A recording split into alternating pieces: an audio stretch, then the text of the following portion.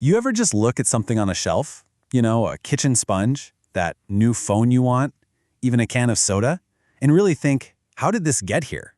I mean, every single thing we use started as just a little spark in someone's mind. Today, we're going to pull back the curtain on that wild journey, the high-stakes odyssey a product takes from just a thought to an icon. Okay, let's get into it.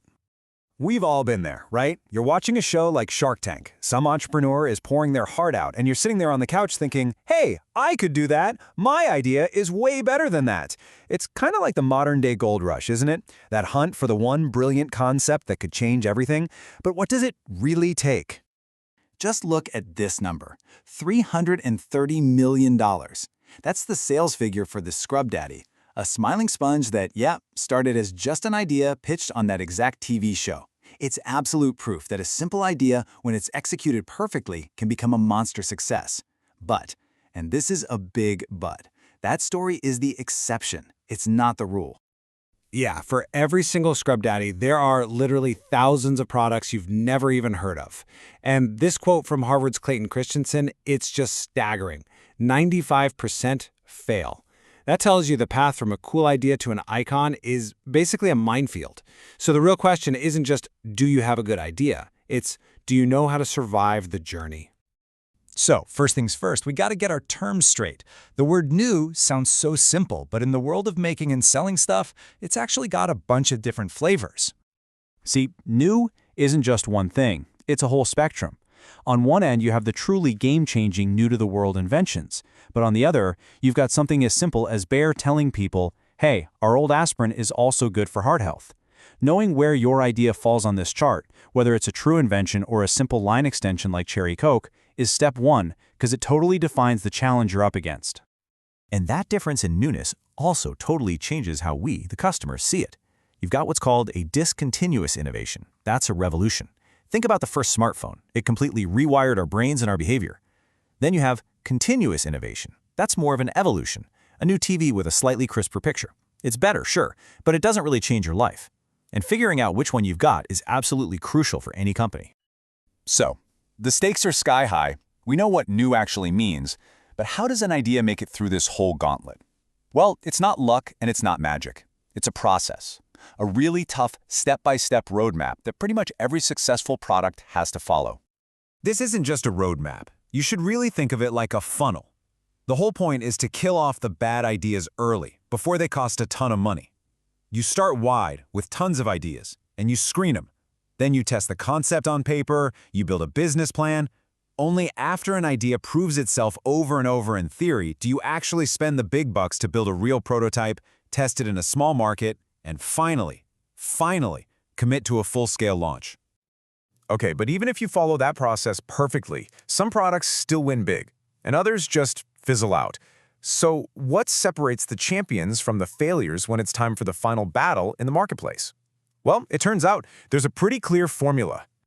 The winning formula really boils down to these 5 things. First, it has to offer something unique. It has to solve a real problem for people. That has to be backed up by solid, upfront planning. And this next part's key. It has to have synergy. That just means it fits naturally with what the company already knows how to build and how to sell. And last, you have to be aiming at a good market, one that's big and getting bigger. And hey, if you doubt for a second how important that planning phase is, just look at this. Products that do their homework have a 75% chance of success. The ones that don't, just 31%. You more than double your chances of survival just by doing the planning right. It's a crazy clear picture of why that roadmap matters so much. Now, on the flip side, here are the fatal flaws, the big reasons products fail. You've got a failure to understand what people actually want, remember Google Glass, or targeting the totally wrong market, which is what doomed the Microsoft Zune against the iPod. Then there's not having a real reason to exist, like Google+. And sometimes you just show up too late to the party, like Amazon did with its Fire Phone. These are the classic blunders that even the biggest, smartest companies in the world make. All right, let's switch gears here for a minute. A product can be perfectly planned and flawlessly designed, but it's all for nothing if people don't actually buy it. So how does a new idea actually spread through society? Well, it usually happens in a really predictable wave. This right here is the classic curve of how we all adopt new things. It kicks off with a tiny group of risk-takers, the innovators. They're followed by the really influential early adopters. These are the people everyone listens to. Then you get the two big chunks in the middle, the early and late majority, who kind of wait to see what everyone else is doing first. And finally, you have the laggards, the true traditionalists who are the very last to jump on board. Every successful new product has to win over each of these groups one by one. Which brings us to a super important question. What makes an idea so good, so compelling, that it just spreads through that wave like wildfire? Well, it turns out there are 5 key traits that determine how fast a product really catches on. You can think of it like a subconscious checklist we all run through. Is this thing clearly better than what I'm using now? Does it actually fit into my life? Is it going to be a huge pain to figure out? Can I maybe try it out first? And finally, is it easy for me to tell my friends why it's so cool? The more yes answers a product gets on this list, the faster that wave of adoption moves. All right, we are getting close to the end of this Odyssey. The idea has been brainstormed, developed, launched, and adopted. But there's one last, absolutely critical step. You've got to protect it. Because a great idea is valuable. And if it's valuable, you can bet someone's going to try and copy it. For the core invention itself, for the way it works, your shield is a patent. This basically puts up a force field that stops other people from making or selling your invention for about 20 years. For the brand's identity, the name, the logo, the symbols, that shield is a trademark. Think the Nike swoosh or the name Coca-Cola. And for all the creative stuff, like the software code that runs the product or the design on the box, that protection comes from copyright. Each one of these shields a different vital piece of the product's identity.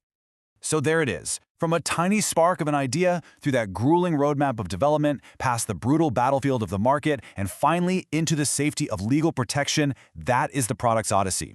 The things we use every single day, the things we take for granted, they are the survivors of an incredible, unforgiving journey. Which makes you wonder, as you look around you right now, which of today's brand new ideas will become the icons of tomorrow?